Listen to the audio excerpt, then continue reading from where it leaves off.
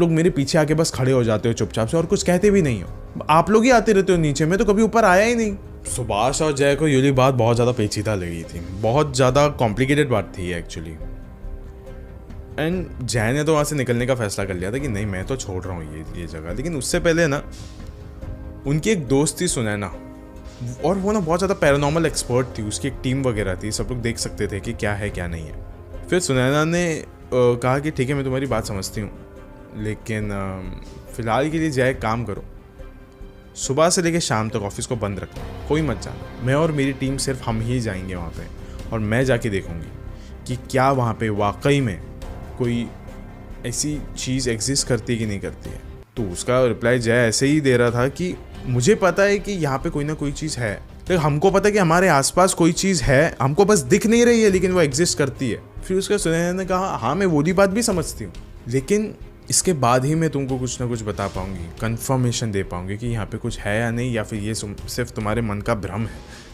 अगले दिन सुनैना अपने 2 टीम मेंबर्स के साथ आई। आते ही वो शाम का टाइम हो रहा था, कुछ 4 बज रहे थे।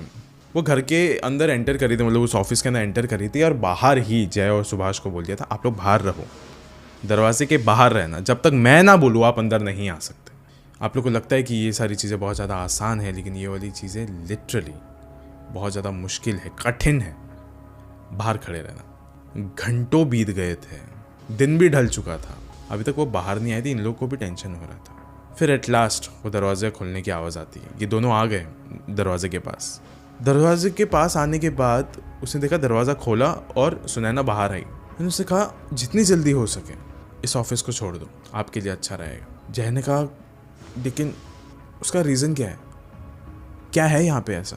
सुनैना ने कहा कि यहाँ पे एक औरत की आत्मा है, मरी थी वो यहाँ पे, एंड ये एक ऐसी आत्मा है जो आप लोगों को कभी जीने नहीं देगी, यहाँ पे जिंदा नहीं रहने देगी वो आपको। फिर सुनैना ने कहा कि जब मैं अंदर थी मैं बहुत संपर्क करने की कोशिश कर रही थी कि अंदर क्या एंटिटी हो सकती है उससे, वो संपर्क नहीं करना चाहती थी, लेकिन फाइनली फिर उससे मेरा संपर्क हुआ। उस आत्मा ने शुरू ही इस चीज़ से किया कि मैं 200 साल पहले से यहाँ पे हूँ। 200 साल से मैं यहाँ पे भटक रही हूँ।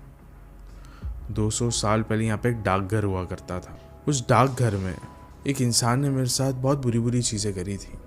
उसके बाद मेरा कत्ल कर दिया था, और फिर 2 लोगों ने मेरे बॉडी को जलाया था मेरी मदद करने के लिए, मुक्ति देने के लिए, लेकिन वो हो ना सका, क्योंकि जिसने मेरा कत्ल किया था उस पे ही मेरी जान अटकी हुई है।